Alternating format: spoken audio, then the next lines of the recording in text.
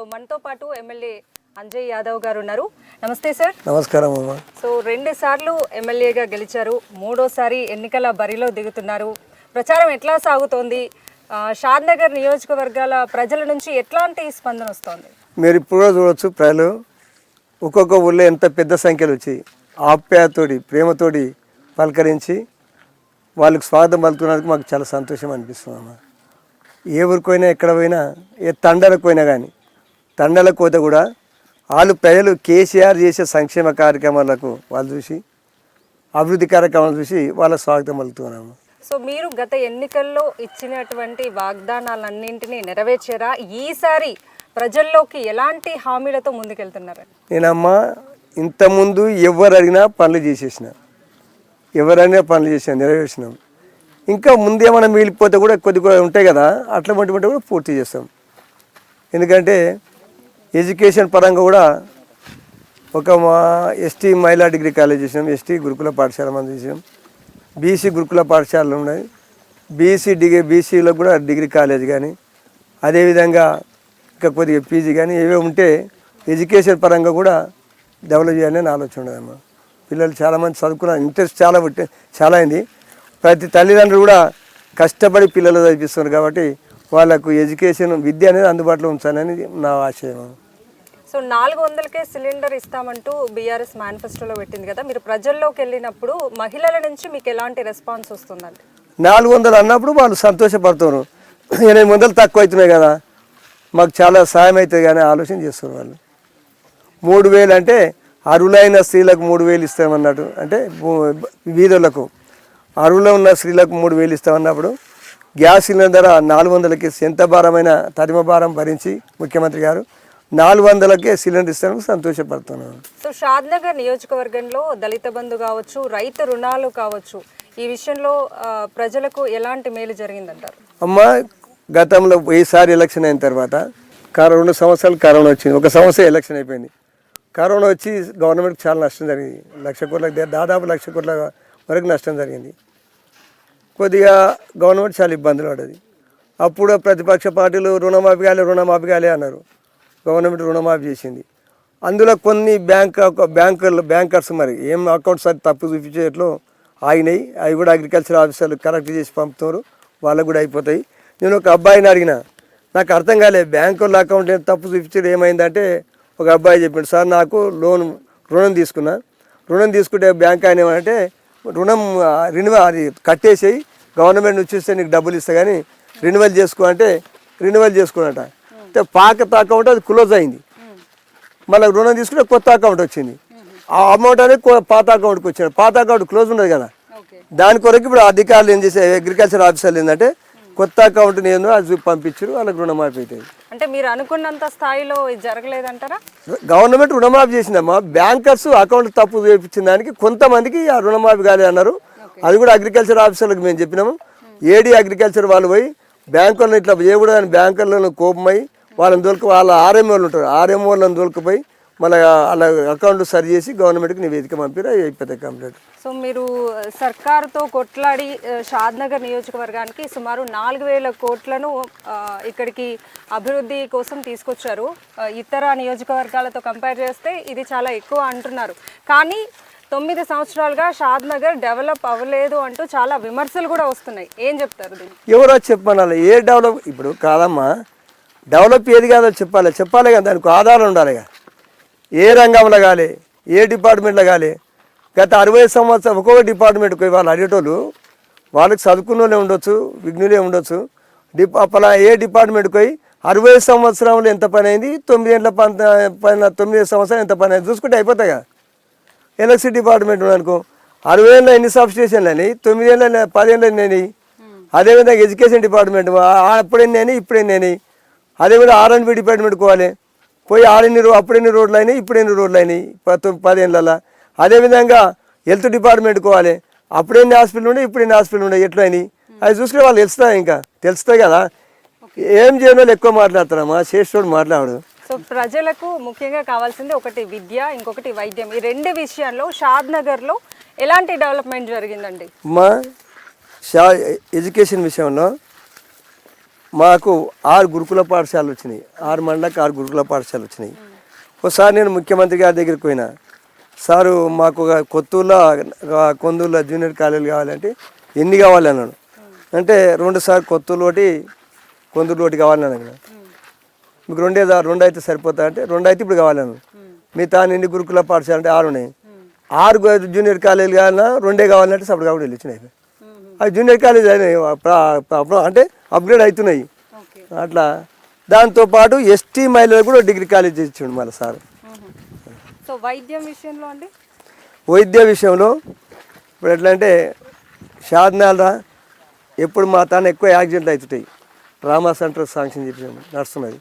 దాంతోపాటు చాలామంది బీదోళ్ళకు డయాలిసిస్ కిడ్నీలు ఖరాబ్ అయ్యి డయాలిసిస్ కొరకు హైదరాబాద్ మామూలు పోల్చి వచ్చాయి. అది లేకుండా ఇన్నే స్టార్ట్ చేసినాం, ఇన్ని చేసినాం. అక్కడ హైదరాబాద్ కమిటీ హెల్త్ సెంటర్ కూడా అప్గ్రేడ్ చేసి 100 పడకల హాస్పిటల్ చేస్తున్నాం. కేశంపేట కూడా 30 పడకల హాస్పిటల్ చేస్తాం, ఇంటీరియర్లో ఉండదని. అదేవిధంగా సౌదర్ కూడా కొత్త మండలం అయింది, దానికి కూడా పిహెచ్సి మంజూరు చేస్తున్నాం. అట్లా హాస్పిటల్ కూడా అప్గ్రేడ్ అంటే ఎక్కువ మంజూరు చేస్తున్నాం. సో మీరు చాలా మంది నిరుద్యోగులకు సంబంధించి ఒక ట్రైనింగ్ సెంటర్ని ఏర్పాటు చేశారు, జాబ్ మేళాను నిర్వహించారు, చాలా మందికి ఉచిత భోజనం ఫెసిలిటీ కూడా కల్పించి ట్రైనింగ్ ఇప్పించారు. సో షాద్ నగర్లో ఉన్నటువంటి యువతి యువకులకి ఉద్యోగ కల్పనలో మీరు సక్సెస్ అయ్యారా? అంటే కొంతమంది చెప్తున్నామా మీ తానా కోచింగ్ తీసుకున్నాం సార్ మాకు ఉద్యోగం వచ్చిందని చెప్తున్నాను. మరి ఎంతమంది అంటే వాళ్ళకి ఉద్యోగాలు సంతోషపడ్డాయి. ఇంకోటి అంతకుముందు కూడా ఏంటంటే PDDRDA వాళ్ళ నుంచి మేము కొన్ని ట్రైనింగ్ సెంటర్లు పెట్టి చాలామంది పిల్లలకు కుటుంబిష అంటే టైలరింగ్ కానీ నర్సింగ్ కానీ అటువంటి ఇచ్చేటివి అట్లా కూడా ఇప్పించినాము. ఏమైనా మంచి కంపెనీలో కూడా నెట్టుకో గటువంటి కొన్ని ఉద్యోగాలు ఇప్పించాను. రాజకీయం అంటేనే విమర్శలు ప్రతి విమర్శలు అనేది సర్వసాధారణం అయిపోయాయి ఇప్పుడున్న సిచ్యువేషన్స్లో.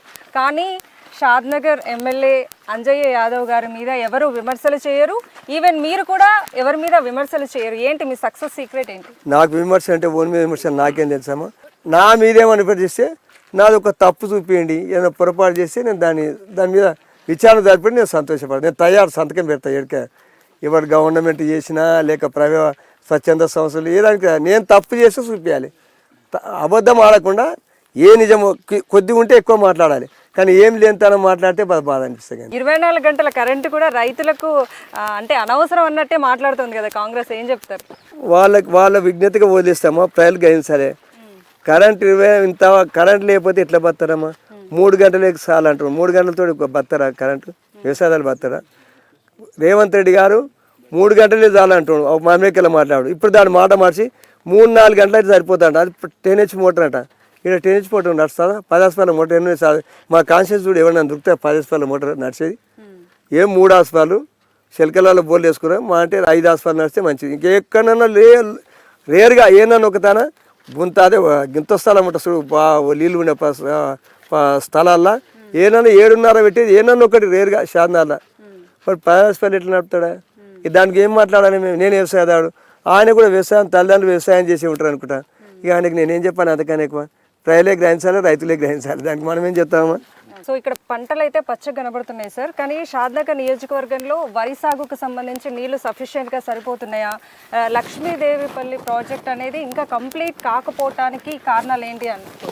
లక్ష్మీదేవిపల్లి ప్రాజెక్టు పని నడుస్తున్నాయా నడుస్తలే మీరే గ్రహించాలి, మీరు చెప్పాలి.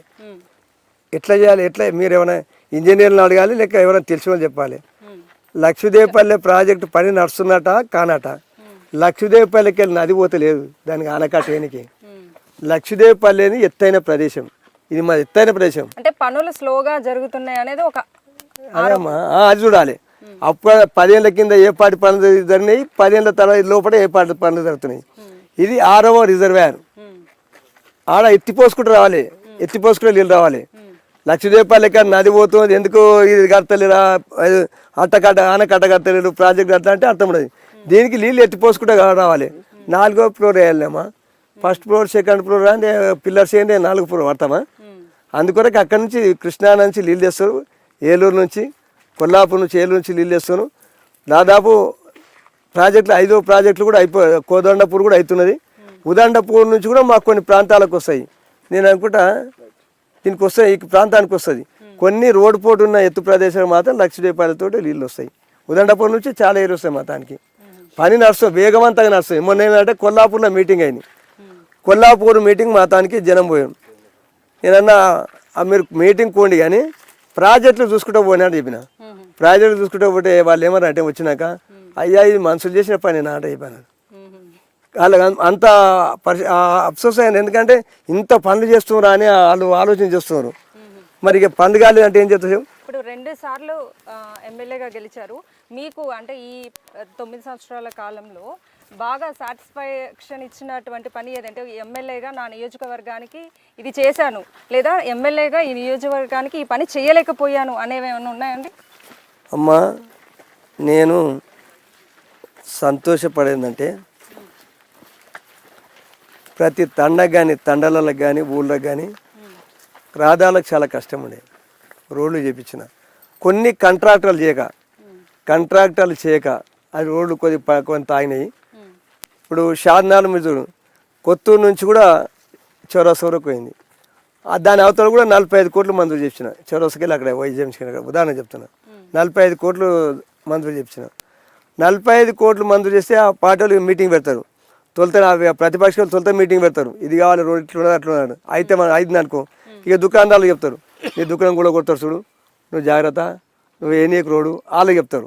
చెప్పి మళ్ళీ ఏమవుతుందంటే వాళ్ళు మొన్న మాట్లాడతారు కానీ అంటే 45 కోట్లు ఎందుకు దీనికి ఇంత అవసరమా? 45 కోట్లు 45 కోట్లు ఎంత అవసరం అంటారు. అవసరం అంటే ఇంజనీర్లను అడగాలి. ఇంత అవసరం ఎట్లా అయింది, ఎట్లా ఎందుకు అయింది అనాలి. ఆయన అడగాలి. 45 కోట్లు అవసరం అంటారు. 45 కోట్లు అవసరం అంటారు.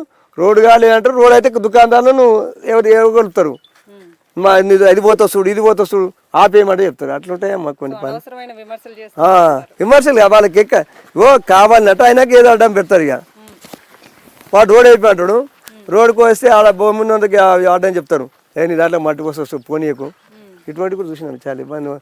సో అట్లాంటి సమస్యలు వచ్చినప్పుడు మరి ఎట్లా ఎదుర్కొంటున్నారు ఆ రోడ్లని? అంటే వేయటానికి మేము మీలైనంత వరకు ఎవరేం మాట్లాడినా వాళ్ళకి నచ్చజెప్పి పని కూడా సాగిస్తున్నాను. సో షాద్నగర్ ప్రజలు సాటిస్ఫాక్షన్ గా ఉన్నారంటారు? నాకు తెలిసినంత వరకు అయితే నేను అట్లా అనుకుంటాను. నేను వాళ్ళు అడిగినాయి నేను చేయించిన కాబట్టి నాకు తృప్తినే ఉంటానని నేను అనుకుంటాను. సో కాంగ్రెస్ 6 గ్యారంటీలతో వస్తుంది. ఢిల్లీ నుంచి ఎవరైతే అగ్రనేతలు వస్తున్నారో వాళ్ళు కాంగ్రెస్ సునామీలో బీఆర్ఎస్ కొట్టుకుపోతుంది అంటూ కామెంట్స్ చేస్తున్నారు. దీనికి మీ సమాధానం? 6 గ్యారంటీలు ఏంటివి, మేము ఇయ్యనివి ఏంటివి? మేము ఇయ్యనివి ఏంటి, వాళ్ళు ఇచ్చేయండి మేము ఇయ్యండి ఏంది? ఇంతకుముందే చెప్పని ఇచ్చినాం కదా, చెప్పిన ఇచ్చాడు చెప్పని ఇచ్చాడు కదా. ఎవరైనా తానికే నీళ్ళు ఇచ్చిన మా ప్రాంతము తాగి నీళ్ళకి ఎంత ఇబ్బంది పడ్డారు. షాద్నగర్ చాలా బాధలు పడ్డారు. పొలాలకు ఇది నీళ్ళు దొరక వాళ్ళు కూడా తెలవాళ్ళు మోటార్ నడిస్తే 2PS మోటార్ నడిస్తే దానికి ఎప్పుడు వస్తే కరెంట్ అని చూసుకుంటున్నారు. మరి నీళ్ళు ఇచ్చిరా? 5 నెలల నుంచి వీళ్ళు తానికి నీళ్ళు ఇచ్చిరా? సరే కళ్యాణ లక్ష్మి అది రైతు బంధమ్మ, రైతుకి ఎంత బాధపడాడు. దాంతో పెట్టుబడి అన్నట్టు చాలా ఇబ్బంది పడేది. రైతుకు పెట్టుబడి ఎవడు ఇచ్చిండా మన భారతదేశంలో? మరి దానికైనా ఎక్కువ వీళ్ళు ఇచ్చేయండి. అదేవిధంగా కరెంట్ ఎంత మంచిది. మరి వీళ్ళు కొత్త ఏమి ఇస్తారు? కొత్త ఇచ్చేది చెప్పమన్నా మేము ఇయ్యండి వాళ్ళు ఇచ్చేయండి. ఇప్పుడు మా సార్ కూడా మేనిఫెస్టో పెట్టిండు కదా, దానికన్నా ఏది బాగుంటుంది? కాంగ్రెస్ మేనిఫెస్టోని బీఆర్ఎస్ కాపీ కొట్టిందని కాంగ్రెస్ అంటే 2000 పింఛన్ వాళ్ళు ఇచ్చిండ్రా? వాళ్ళు కాపీ కొట్టామా? 2000 పింఛన్ ఇచ్చిన. కళ్యాణ లక్ష్మి వాళ్ళకి ఇచ్చిరా? ₹1 ఇచ్చిరా? పిల్లలకు గర్భిణీలకు పైలు ఇచ్చిరా? మేమేం కాపీ కొట్టినాము? మాది వాళ్ళు కాపీ కొట్టిరు కానీ మేమేం వాళ్ళకి కాపీ కొట్టినాము. ఇట్లా చేస్తే మా ప్రజలు నమ్ముతారేమని వాళ్ళు మేనిఫెస్టో విడుదల చేసారు అంతే. సో దళిత బంధు అమలు చేసే విధానంలో అంటే మీ అనుచర గణంకే దళిత బంధు ఇచ్చుకున్నారు అంటూ కొంతమంది విమర్శలు చేస్తారు, ఆరోపణలు చేస్తారు. దానికి మీరు ఏం సమాధానం చెప్తారు? నేను ఇచ్చిన దళితులకే ఇచ్చిన, వేరే కులాలకి లేదు. దళితులకు కూడా పార్టీ చూడలేదు. కావాల్సిన మీరు పోయి ఎంక్వైరీ చేసుకోండి. పార్టీ చూడలేను నేను. ఏదైనా పార్టీలు అవన్నీ చూడ. పేదలకి ఏం పార్టీ అమ్మా? పేదలు ఉన్నోడు కూడా తీసుకోవడం అది వేరే విషయం, కానీ దళిత బంధు తీసుకోవడం వ్యతిరేక అది వేరే విషయం. కానీ నేను పార్టీలు చూడలే. ఏ న్యాయమే నాకు వీలంతా ఏ న్యాయం అంటే అదే చేస్తున్నాను. మీరు తెలుసుకోండి, మీరు కూడా ఎంక్వైరీ చేసుకొని చూడండి. సో డబుల్ బెడ్రూమ్ ఇల్లు షాద్నగర్లో అనుకున్నంత స్థాయిలో మీరు ఇవ్వగలిగారండి? నేనమ్మా షాద్నగర్ మున్సిపాలిటీలో 1710 మంజూరైనవి. స్టేట్లోనే రెండవది. తొలుతనే 1710 ఇండ్లు మంజూరు చేసుకున్నాక మరి అప్పుడు ఇల్లు రాజేంద్ర ఫైనాన్స్ మినిస్టర్ ఉండే, ఆయన ప్రయత్నం చేసి నాకన్నా ఎక్కువ చేసినాడు. నాకన్నా కొద్దిగా ఎక్కువ తీసుకున్నాడు. 1710 మంజూరు చేసుకున్న మున్సిపాలిటీ నాదే. కావాల్సి మీరు తెలుసుకోండి అంతే. సో ధరణి పోర్టల్ గురించి కూడా ఇతర పార్టీలు చాలా కామెంట్స్ చేస్తున్నారు. ధరణి పోర్టల్ వల్ల సామాన్య ప్రజల భూములు వెనక్కి లాక్కుంది ప్రభుత్వం అంటూ కూడా కొన్ని విమర్శలు వస్తున్నాయి. జనానికి ఫార్మసీ టైం ఒకటి అవసరం కదా, దానికి ఒక అక్కడ తీసుకునొచ్చు. కానీ ఎవరు ఏడ లాక్కున్నారు, ఎందుకు లాక్కున్నారు? వాళ్ళు ఎట్లా కాదమ్మా, వాళ్ళు మాట్లాడేది తొలితే ఏం తెలంగాణ వస్తే భూముల ధరలు పడిపోతే 2009 లక్షలమ్మా, పెద్ద లొల్లి. భూముల ధరలు పడిపోతే తెలంగాణ వద్దని, తెలంగాణ వస్తే భూముల ధరలు పడిపోతాయి, తెలంగాణ వస్తే రాజుకున్న పొయ్యిలు ఆరిపోతాయి, తెలంగాణ వద్ద ఆగమైపోతామన్నారు. మరి తెలంగాణ వస్తే భూముల ధరలు పడిపోయినాయమ్మా. ఇది గంతే వాళ్ళ ఇక్కడ ఎట్లున్నాయండి రేట్స్? భారీగా పెరిగినాయా? చాలా చాలా పెరిగినాయమ్మా. అప్పుడు గ్రామీణ ప్రాంతాల్లో 2 లక్షలు 3 లక్షలు ఉండే, అప్పుడు 50 ఏమన్నా 40-50 లక్షలు దొరికేది కష్టం కదా.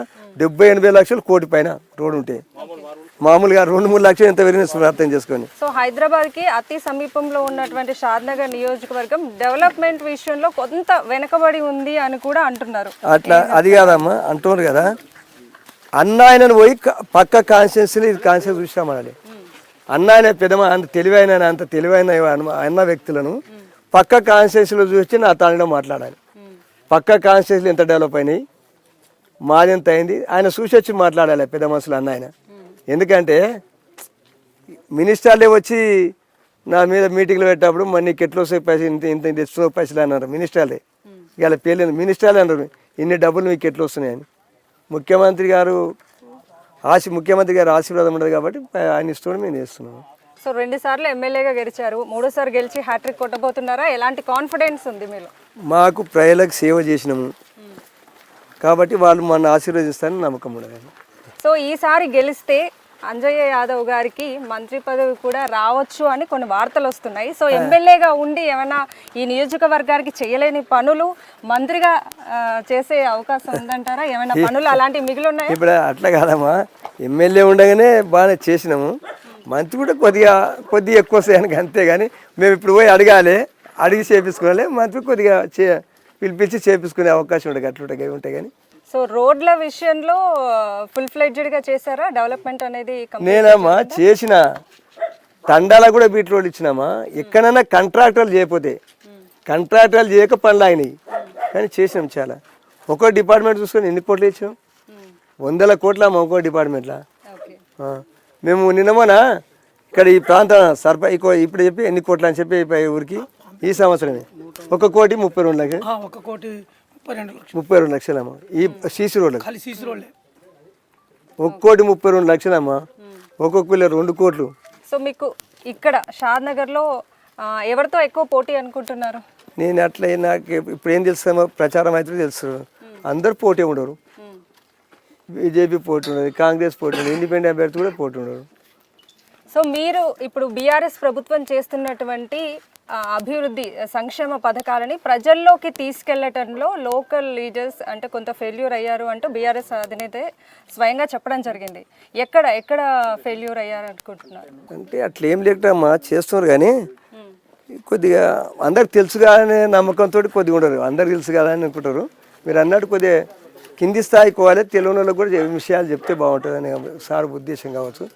కానీ చేస్తున్నారు, వాళ్ళు కూడా బాగానే ప్రయత్నం చేస్తున్నారు. కొత్త మేనిఫెస్టో కూడా ప్రజలకు చెప్తున్నారు. ఇంకా కొద్దిగా లోతుకుపోతే బాగుంటుందని ముఖ్యమంత్రి గారి ఉద్దేశం కావచ్చు. ఇంకా కింది క్షేత్రస్థాయిలో గరీబుల ఇంటికి కూడా పోయి చెప్తే బాగుంటుందని ముఖ్యమంత్రి గారి ఉద్దేశం. సో తెలంగాణ రాష్ట్రం వచ్చిన తర్వాత తెలంగాణ అభివృద్ధి చెందింది. సంక్షేమ పథకాల విషయంలో కూడా బీఆర్ఎస్ ప్రభుత్వం ప్రత్యేక చొరవ తీసుకొని తెలంగాణ ప్రజలకు మేలు జరిగే విధంగా పథకాలన్నిటినీ అమలు చేస్తుంది. అయినా కూడా బీఆర్ఎస్ పై కొంత వ్యతిరేకత ఉన్నదనేది కూడా కనిపిస్తుంది. ఎక్కడ గ్రౌండ్ లెవెల్లో ఎక్కడ ఫెయిల్యూర్ అవుతుంది అనుకోవచ్చు? అమ్మ ఒక విషయం చెప్తా, మేము ఇన్ని చేస్తున్నాం కదా. నేను ఒక సోమారం పాడని విలేజ్కి పోయినా, ఆయన బిడ్డకో కొడుకో గురుకుల పాఠశాల సీట్ రాలేట. నాకు సీట్ ఇప్పలే, నీకు ఓట్లు వేసిన నేను అని అంటాడు. మరి సీట్ ఏమైందంటే లెటర్ ఇచ్చినావు, మరి లెటర్ ఇస్తే మరి ఎందుకు అంటే నువ్వు ఇప్పలే కదా అని వ్యతిరేకత. అంటే గురుకుల పాఠశాలకు ఎంత కాంపిటీషన్ అయిందంటే ముఖ్యమంత్రి గారు ఎట్లా ఆలోచించారు, ఒక్కొక్క విద్యార్థి పేరు మీద 1,20,000 ప్రతి సంవత్సరం ఖర్చు పెట్టి మంచి భోజనం మంచి విద్య నేర్పుతున్నారు. కాబట్టి అందరు దాని మీద కాంపిటీషన్, ప్రతి ఒక్కరు అన్ని కులాలు. అది ఎగ్జామ్ రాయాలి, ఎగ్జామ్ రాస్తే మార్కులు ఎవరికి వస్తే వానికి ఇస్తారు. ఆ సీట్ల ఆ తరగతిలో ఆ క్లాసులో ఒకవేళ 80 ఉండే అనుకో, లేదా 6th 7th తక్కువ ఉండే అనుకో, 40 ఉండే అనుకో, 40 మంది మెరిట్ ప్రకారం వాళ్ళు లిస్ట్ పంపుతారు. 40 తొందర పంపుతారు 40 మందికి. అందులో ఎవరన్నా మళ్ళీ జైన్ కాకపోతే 10 మంది ఎవరో జైన్ కాకపోతే మళ్ళీ ప్రిన్సిపాల్ ఎంకన్నా చెప్తే మళ్ళీ 10 మంది పంపిస్తారు. తర్వాత ఉంటుంది లిస్టు. అది పంపినాక మళ్ళీ మూడోసారి మళ్ళీ ఏమంటుంటే మూడోసారి కూడా పంపుతారు. మూడోసారి పంపి వాళ్ళు ఆపుతారు. ఇక ఫస్ట్ సారి ఎంత ఖాళీ ఉండే ఫస్ట్ సారి పంపుతారు, సెకండ్ సారి పంపుతారు, మూడోసారి పంపుతారు. సామాన్యంగా అంతా అప్పుడే భర్త అయిపోతారు సెకండ్ సారికి.